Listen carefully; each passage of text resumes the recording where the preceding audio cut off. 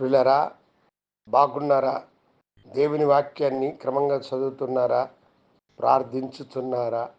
నేటి ధ్యాన వాక్యము యెషయా గ్రంథం 49వ అధ్యాయము 25వ వచనంలో చివరి మాట, నీ పిల్లలను నేను రక్షించదను.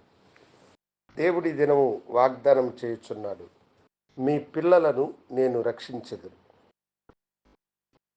చాలా వరకు తల్లిదండ్రులకు మనస్సు వేదనను కలుగు చేసేది పిల్లల జీవితమే. పిల్లలు సరైనటువంటి మార్గమును అనుసరించక తప్పుడు మార్గమును వారు అనుసరించి నడుచున్నప్పుడు తల్లిదండ్రులు తమ బిడ్డలను బట్టి ఆవేదన చెందుతూ ఉంటారు. అయితే ప్రభు బిడ్డలైన మనకు దేవుడిచ్చే వాగ్దానమును గమనించండి, నీ పిల్లలను నేను రక్షించదను. భక్తి కలిగిన ఒక కుటుంబం ఉండేది. ఆ కుటుంబంలో దేవుణ్ణి వెదికేటువంటి వారి పెద్ద కుమారుడు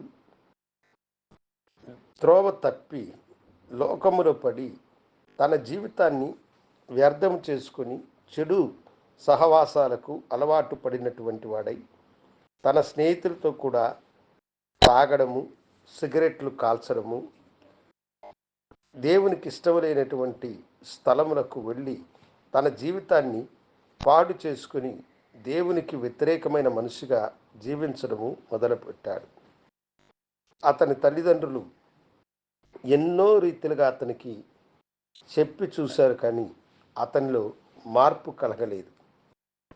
ఒకరోజు అతడు తన స్నేహితులతో కూడా బాగా తిరిగి పీకల లోతున త్రాగి ఆ త్రాగిన మైకములు ఇంటికొచ్చి మంచం మీద వస్త్రహీనుడుగా పడ్డాడు.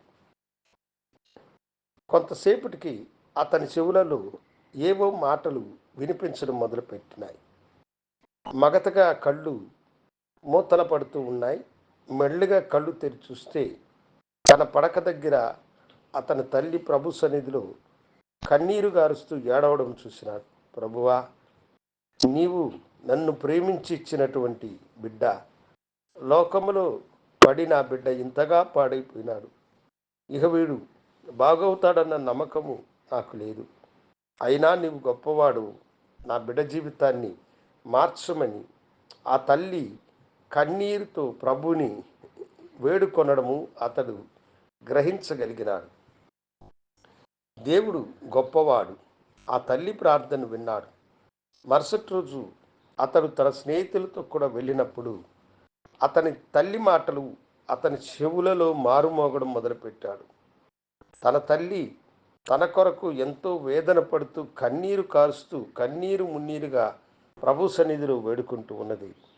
మంచి జీవితమును విడిచిపెట్టిన తాను చెడు మార్గములో ఇలా పాడైపోవడము ఎంతవరకు న్యాయమని అతడు ఆలోచించి తన పాపాన్ని ప్రభువు దగ్గర ఒప్పుకొని తన పాపమును విడిచిపెట్టి చదువు మీద దృష్టించినాడు. ఆశ్చర్యకరుడైనటువంటి దేవుడు అతడు ఎంత తక్కువ మార్కులతో ఉన్నటువంటి వాడు అంతకంటే గొప్ప మార్కులను సంపాదించి చదువులో అతడు గొప్ప వ్యక్తిగా ముందుకు కొనసాగే భాగ్యమును దేవుడు అతనికి అనుగ్రహించినాడు. దేవునికి అసాధ్యమైనది ఏది లేదు. తల్లిదండ్రులారా, మీ పిల్లల నిమిత్తం బాధపడకండి. వారు పాడైపోతున్నారని ఆవేదన చెందకండి. నీ ప్రార్థన విన్న దేవుడు నీకు వాగ్దానం చేస్తున్నాడు, నీ పిల్లలను నేను రక్షించదను అని. రక్షించగలిగిన ఆ దేవునికి మీ పిల్లలను సమర్పించండి. వారిని ఆయన ఆశీర్వదించి వారి కొరకై తన జీవమునిచ్చిన గొప్ప దేవుడు కనుక నీ పిల్లలను ఆయన ఆశీర్వదించు. గనుడా, నీకు వందనాలు. నీ బిడ్డల పిల్లలను నీ కృపాకరములకు అప్పగిస్తున్నాను. వారిని ఆశీర్వదించమని యేసు నామమున అడిగి వేడుకొంచున్నాము తండ్రి. ఆమెన్. శుభోదయం. ప్రభు మిమ్మల్ని దీవించునుగాక. ఆమెన్.